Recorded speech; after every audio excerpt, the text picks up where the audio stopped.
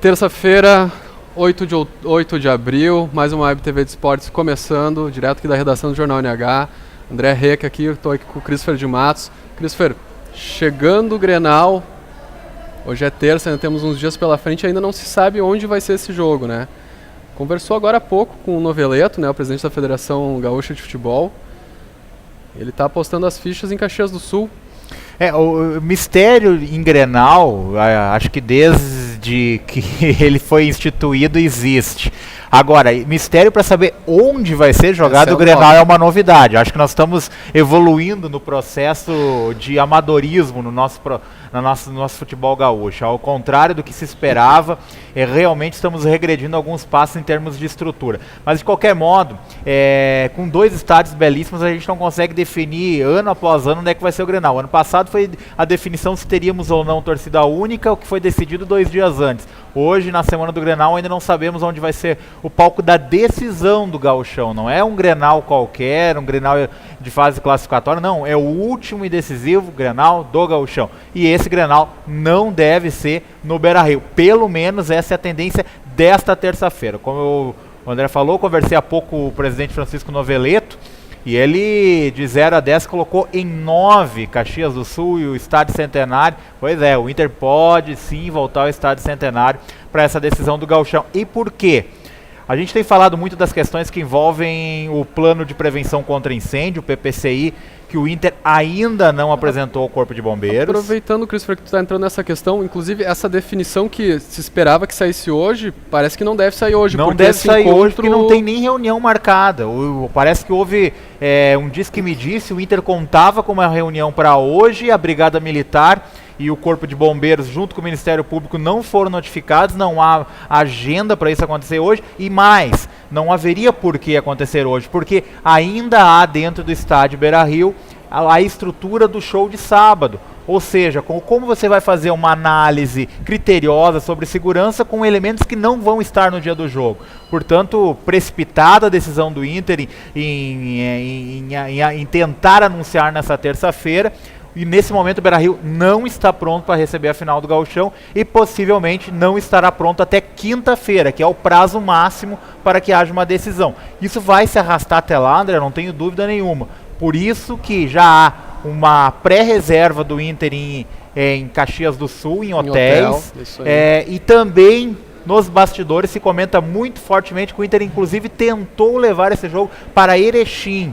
E o Grêmio estaria batendo o pé dizendo não. O Grêmio só não aceita jogar em Erechim, é uma viagem de mais 6 horas de ônibus, ou se desce de avião em Passo Fundo e vai e pega mais um pedaço de ônibus. O Grêmio, que vem numa sequência, tem o jogo na quinta, teria essa viagem no sábado, não treinaria entre um jogo e outro, e na segunda-feira já viajaria para um jogo de quarta-feira de Libertadores, que pode ser Venezuela, pode ser Colômbia, pode ser México, e aí imagina 12, 13, até 14 horas de viagem para o México, 2 dias depois do Clássico. O Grêmio não abriria mão de jogar pelo menos em Caxias do Sul. E essa, como eu destaquei, nesse momento é uma tendência. Que as oitavas de final da Libertadores já a partir do dia 17, é isso, né, Cris? Ou 16, depende 16 ou 17. Depende do sorteio que vai acontecer na sexta-feira. O Grêmio vai conhecer o adversário já na noite de quinta, mas o sorteio das datas na Conmebol no dia seguinte, na manhã da sexta-feira. E aí tem 2 datas pré-reservadas, a quarta e a quinta-feira, o 16 e o 17. Lembrando que o Campeonato Brasileiro já começa também no outro final de semana, no dia 19 e 20. Ou seja, é muita coisa em tão pouco tempo. E a gente torce pelo melhor do futebol e para o melhor do espetáculo, que o Inter consiga atender às mínimas exigências que o Corpo de Bombeiros e o Ministério Público estão colocando. E aqui não é demagogia nenhuma, eles não estão fazendo hipocrisia, como a gente lê nas redes sociais, estão jogando para a torcida, não. Depois do que aconteceu na Boate Kiss, depois do que aconteceu no Mercado Público de Porto Alegre, toda e qualquer reivindicação do Corpo de Bombeiros deve ser atendida. Eles têm experiência, têm know-how para fazer essas exigências. Se estão fazendo, é porque há risco, há temor. E um clássico Grenal, a gente sabe que com tanta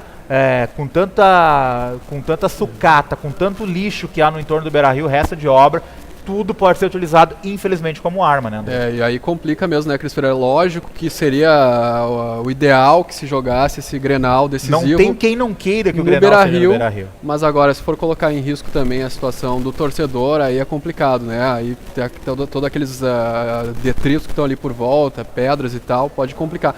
Mas era importante, Christopher, que saísse essa definição o quanto antes, né? Se não pode ser no Beira-Rio, então que defina logo que vai ser em Caxias, até por torcedor poder se organizar, poder comprar seu ingresso e, né, se programar para acompanhar o jogo. O Estatuto do Torcedor determina que até 72 horas antes do confronto sejam definidos a praça e o horário do evento esportivo. Ou seja, quinta-feira, 16 horas, provavelmente essa decisão já estará tomada até lá, mas esse é o prazo máximo para que isso seja determinado. Agora, isso pesa também, André, pela forma como a direção do Inter vem tratando essas questões que envolvem o Beira-Rio desde o final do ano passado, quando trocaria de Caxias para Novo Hamburgo, não trocaria de Novo Hamburgo para Caxias, não trocaria, sempre se postergou as decisões, sempre se deixou para a última hora, sempre se enrolou demais. Eu acho que precisa ter uma voz mais firme junto à direção colorada, seja do presidente Giovanni Luigi, seja dos seus pares de diretoria. Agora,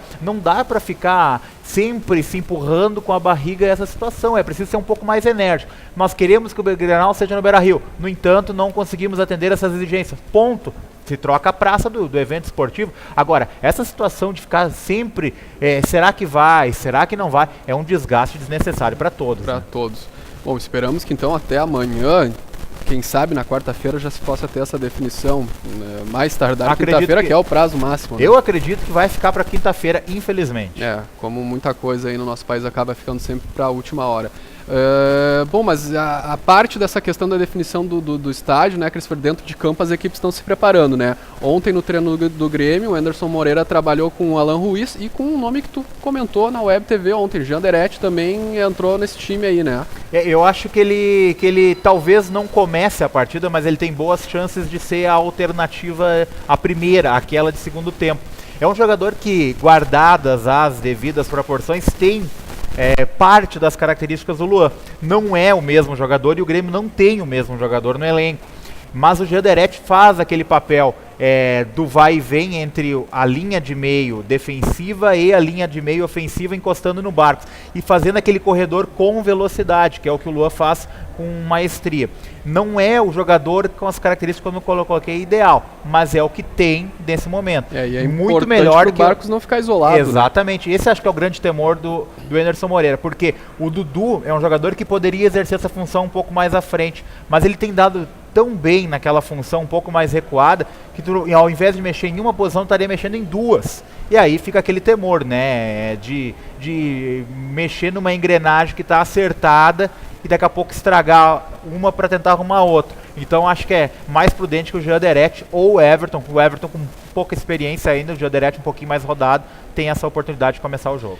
Pelo lado do Inter, acho que não tem muita dúvida, né? Tem a questão do Alex, que foi poupado domingo, mas não deve estar à disposição aí. O Juan também busca uma recuperação. Eles não treinaram ontem, porque era folga geral.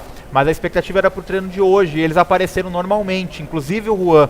Mas esse deve ser, acho que, segurado, né? Acho que vai ser poupado um pouco mais, até porque o Hernando tem sempre entrado muito bem, dá segurança ao sistema defensivo e mais velocidade, inclusive, que o Juan. Como é um jogo que o Inter provavelmente vai ser bastante assediado em sua defesa pelo Grêmio, que precisa reverter o resultado, acho que o Hernando pode dar um pouco mais de vitalidade que o Juan dá por ali. Beleza. Bom, e vamos falar um pouquinho de Novo Hamburgo. Novo Hamburgo que amanhã tem um jogo importante, aí recebe o Joinville pela Copa do Brasil, né? Até a gente combinou aí com o Claudemiro Dias da Costa, aí o candidato aí à eleição. No momento candidato, mas iminentemente presidente, né? Por enquanto é o único, né, que está despontando aí como candidato à eleição no Novo Hamburgo. Deve estar aqui amanhã na Web TV conversando com a gente, até falando um pouquinho do que ele planeja aí para o futuro do clube.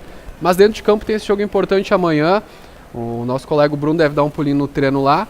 É aquilo que a gente conversou ontem, né, Cris? Para a questão realmente passa pelo entrosamento, que é o que o Tamar Schulli está trabalhando no Estádio do Vale aí, para entrosar esses jogadores que chegaram novos aí com o pessoal que já estava aí no clube. O importante é conseguir um resultado sem sofrer gols amanhã. Copa do Brasil tem aquele critério de desempate com o gol qualificado fora de casa, e isso faz toda a diferença. O Joinville, conforme a imprensa catarinense não vem com todos os seus titulares para essa partida. E isso é muito bom para o Novo Hamburgo, que tem um time desfalcado do ponto de vista de entrosamento, mas pode conseguir um bom resultado.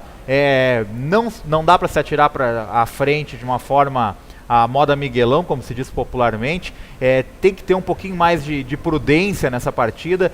Até um 0-0 não é um resultado terrível, longe disso, porque o empate com gols fora de casa já muda todo o cenário. Então o Itamar sabe se defender muito bem. Eu acho que ele vai ter essa prudência de atacar se defendendo, se isso for possível, do ponto de vista tático. Mas é importante não sofrer gols amanhã, André. E essa parceria nova do ataque aí tem tudo pra dar certo, né? O Juba com o Douglas aí tem tudo pra dar certo. Vamos torcer pra que É uma pena que o Jonatas Belusso não tenha ficado, né? É um jogador realmente diferenciado. O Juba não fez um grande campeonato gaúcho esse ano, ao contrário do que fez pelo próprio Novo Hamburgo já anos atrás. 2012, né? Ele foi artilheiro do gauchão, né? Só que nessa temporada ele tem esse entrosamento agora já com o Preto, enfim, com os laterais, com o próprio Paulinho, com quem ele já jogou. Acredito que possa dar certo, sim. O Douglas é um bom centroavante, mas tem que ser abastecido. No gauchão faltou muito chegar a bola para ele. Quem sabe o Juba possa ser também esse parceiro para ele. Beleza, Christopher. Estão pedindo pra gente encerrar o programa, então por hoje a gente fica por aqui com a Web TV de Esportes do Jornal NH. Amanhã a gente está de volta.